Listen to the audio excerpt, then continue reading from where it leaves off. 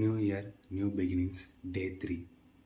இன்றைக்கி நான் பைக்கில் வந்துட்டுருக்கும்போது இன்னொரு பைக்கில் ஒரு வாசகம் ஒன்று எழுதிட்டு இருந்ததுங்க. அந்த வாசகம் படித்த உடனே என்னை ரொம்ப டிஸ்டர்ப் பண்ணிகிட்டே இருந்துச்சு. அது என்ன அப்படின்னா, கடமையை செய், கடமைக்கென்று செய்யாதே அப்படிங்கிறது தான் அந்த வாசகம். அது என்ன கடமையை செய், கடமைக்கு செய்யாதே அப்படின்னா, ஒரு இக்கு தானே வித்தியாசம், இதில் என்ன இருக்க போகுது அப்படின்னு சொல்லி நம்ம யோசித்தோம்னா அது அப்படி கிடையாது. ஆனால் அதனால் ஏற்படக்கூடிய விளைவுகள் ரொம்ப மோசமாக இருக்கும். மணின்னு ஒரு கொத்தனார் ஒருத்தர் இருந்தாருங்க. முருகன்கிற இன்ஜினியர்கிட்ட ரொம்ப வருஷமாக வேலை பார்த்துட்டு இருந்தார். முருகன் கொடுக்குற எல்லா வரைபடங்களுக்கு ஏற்ற மாதிரி மணி அற்புதமாக அழகாக வீடை கட்டி கொடுத்துக்கிட்டே இருந்தாருங்க. மணிக்கு என்னாச்சுன்னா, ஒரு ஸ்டேஜில் வயசானதுனால இனிமேல் இந்த வேலையை நம்ம செய்ய வேண்டாம், ஓய்வு எடுத்துக்கலாம் அப்படின்னு சொல்லிட்டு நேராக முருகன்கிட்ட போகிறாரு. இந்த விஷயத்த சொல்கிறார். முருகன் என்ன சொல்கிறாருன்னா, நீங்கள் எவ்வளோ வீடு கட்டி கொடுத்துட்டீங்க, எனக்கு இந்த ஒரு வீடு மட்டும் கடைசியாக நீங்கள் கட்டி கொடுத்துட்டு நீங்கள் ஓய்வு எடுத்துக்கங்க அப்படின்னு சொல்லி முருகன் சொல்கிறார். மணியும் சரி சொல்லிட்டாரு அப்படின்னு சொல்லிட்டு இவரும் கடமைக்குன்னு அந்த கடைசி வீடை நல்லபடியாக கட்டி முடிச்சார்.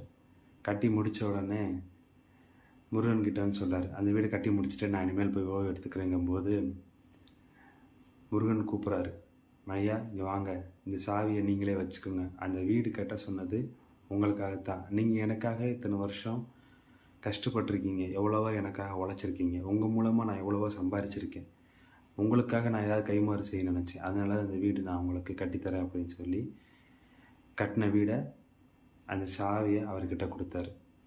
இவர் மணிக்கு ஒரே அதிர்ச்சி ஆகிப்போச்சு.